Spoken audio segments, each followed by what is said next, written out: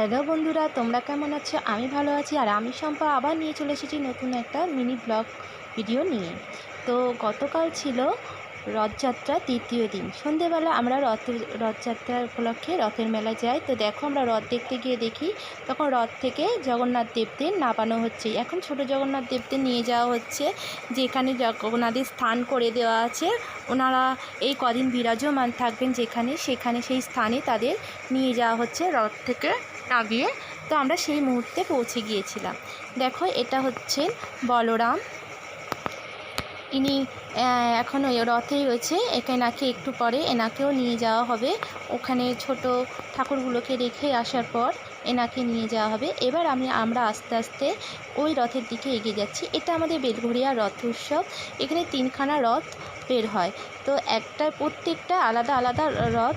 তো 3টে রথে 3 ভগবান বিরাজমান থাকেন, বলরাম, সুভদ্রা, জগন্নাথ দেব। তো এবার আমরা যে রথের দিকে এগোচ্ছি সেই রথের সামনেও ঠাকুরমশাইরা সব রয়েছেন। তারা পুজো আর্চনা করছেন, কারণ বলরামকে নামানোর পর একে একে জগন্নাথ দেব এবং সুভদ্রাকেও নামানো হবে। তো সুভদ্রা মাতা দেখো এই রথের মধ্যে বিরাজমান। সুভদ্রা মাতাকে আমি ঠিক মতন দেখাতে পারছি না, কারণ সামনে ঠাকুরমশাইরাও রয়েছেন। আমি তাও দেখানোর চেষ্টা করব, দেখাতে পারি কি না দেখতে থাকুন। তো ভিড় ছিল ভালো, মোটামুটি ভিড় রয়েছে। আর ওখানে ভেতরে প্রচুর ভিড় রয়েছে, কারণ ভেতরটা আমি এখনও দেখাইনি। আমি আস্তে আস্তে যাব। ভেতরটায় প্রচুর ভিড়, কারণ ঠাকুর ঢোকানো হচ্ছে। সবাই দুই সাইড দিয়ে লম্বা করে লাইন করে বিশাল চওড়া আকারে ভিড় আছে ভেতরে। তো এখন আমি দেখানোর চেষ্টা করছি সুভদ্রা মাতাকে। তো যে দেখাতে পারলাম না সেরকমভাবে। আমার বড় ছেলে আগে আগে রয়েছে। এবার আমরা জগন্নাথ দেবের রথের দিকে এগোচ্ছি। তো দেখো, জগন্নাথ দেব এখানেও বিরাজমান হয়ে রয়েছে। এখনও উনি রথ থেকে নামেননি। বলরাম দেবকে নামানোর পর জগন্নাথ দেবকে নামানো হবে।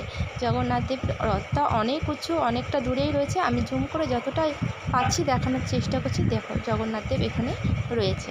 তো আমি এত বছর ধরে রথের দিনে আমি আসতে পারিনি। প্রথম বছরে এসেছিলাম, কিন্তু এত বীভৎস ভিড় ছিল।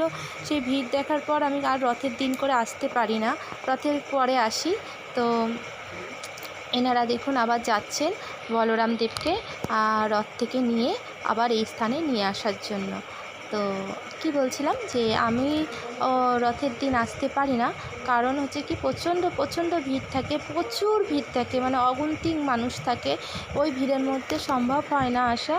তো আমি অন্য দিন আসি, কিন্তু এইবারে একদম দ্বিতীয় দিনই যেহেতু এসেছি, আর এসে প্রভুদের রথের মধ্যেই দর্শন পেয়ে গেছি। আমি রথে দর্শন পাই না, এর ভিতরে প্রভুদের স্থান করা হয়েছে। দেখো, আমি অনেকটা দূরে আছি, অনেকই দূরে আছি।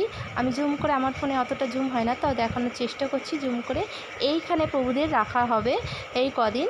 আর এখান থেকেই প্রভুদের পুজো পাঠ সমস্ত কিছু হবে। প্রভুর ভোগ বিতরণ সমস্ত কিছু এখানে যে কদিন মানে উল্টো রথ পর্যন্ত প্রভুর ভোগ বিতরণ হয়। নানান রকম এখানে বলরাম দেবকে নামানো হচ্ছে। বলরাম দেবকে নামাচ্ছেন, দেখুন কাজের সাথে যারা যুক্ত আছেন তারা সকলে মিলে নামাচ্ছেন। আর এত সুন্দর দৃশ্য এর আগে আমি কখনো দেখিনি। তো দেখে ভীষণ ভালো লাগছে। সামনের থেকে দেখেছি, সেই ফিলিংসটা বোঝাতে পারছি না। এত সুন্দর একটা ফিলিংস, মনের অনুভূতি, এত সুন্দর একটা ফিলিংস হয়েছে। তো এটা আমাদের বেলঘরিয়া রথ উৎসব। আর এই রথ উৎসব আমাদের রথ পুরো পুরীর রথের আদলে করা। আর পুরীর থেকেই সমস্ত ঠাকুরমশাইদের এনে পুরীর নিয়ম অনুযায়ী নিয়ম নিষ্ঠাভাবে এখানকার পুজো করা হয়। আর তোমরা যারা এই মুহূর্তে আমার ভিডিও দেখছো তাদের অসংখ্য ধন্যবাদ আমার ভিডিও দেখার জন্য। আমার ছোটো ফ্যামিলি তোমাদের হাত ধরেই আস্তে আস্তে বেড়ে উঠবে। আর তোমরা পাশে থেকো, আর সবসময় আমার পাশে থেকো, আমিও তোমাদের পাশে থাকো। দেখো, বলরাম দেবকে নিয়ে যাওয়া হচ্ছে, দেখানোর চেষ্টা করছি। দেখাতে পারবো কতটা আমি বুঝতে পারছি না। তো দেখো, এখানে নিয়ে যাওয়া হবে বলরাম দেবকে নিয়ে যাওয়া হচ্ছে। এই যে ছাতা মাথায় দিয়ে বলরাম দেবকে নিয়ে যাবেন। ঠাকুরমশাই গঙ্গাজল সেটা দিতে যাচ্ছেন।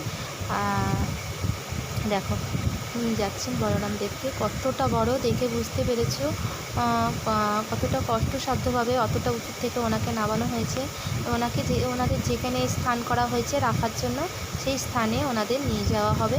তো আমাদের বেলঘরিয়া রথ তোমরা যদি কেউ দেখতে চাও তো চলে আসো তাড়াতাড়ি বেলঘরিয়ার রথ দেখতে। আর যারা এই বছর আসতে পারবে না তাদের আমন্ত্রণ রইল সামনের বছর এসে বেলঘরিয়ার রথ উৎসব দেখে যাওয়ার জন্য।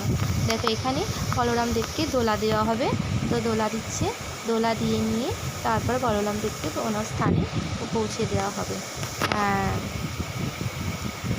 আমার ভিডিও কেমন লাগছে না লাগছে তোমরা প্লিজ জানিও। আর কে কোথা থেকে আমার ভিডিও দেখছো একটু জানিও, তাহলে আমি বুঝতে পারবো তোমরা কে কোথায় থাকো না থাকো, আর জানতেও পারবো।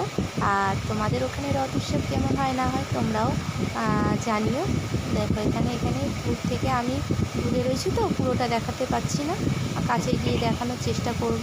তো দেখো তাও অতটা দেখাতে পারছি না। এই যে বলরাম দেবকে দোলা দেওয়া হচ্ছে, দোলা দেওয়ার পর ওনাকে ভিতরে নিয়ে যাওয়া হবে।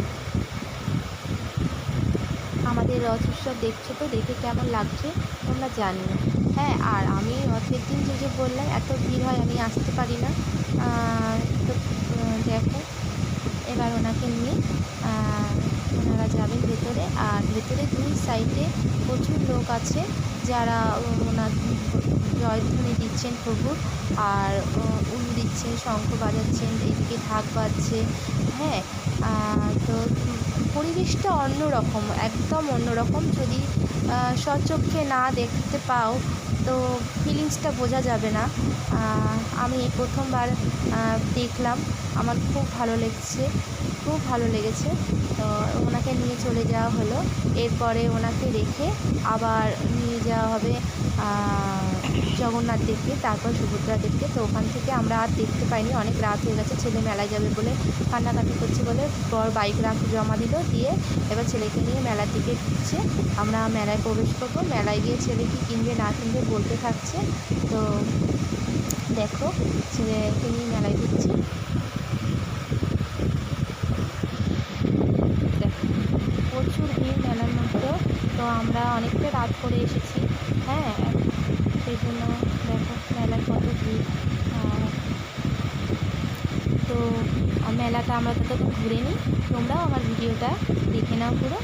আর এখনকার ভিডিওটা বাই বাই, গুড ইভিনিং, সবাই ভালো থেকো।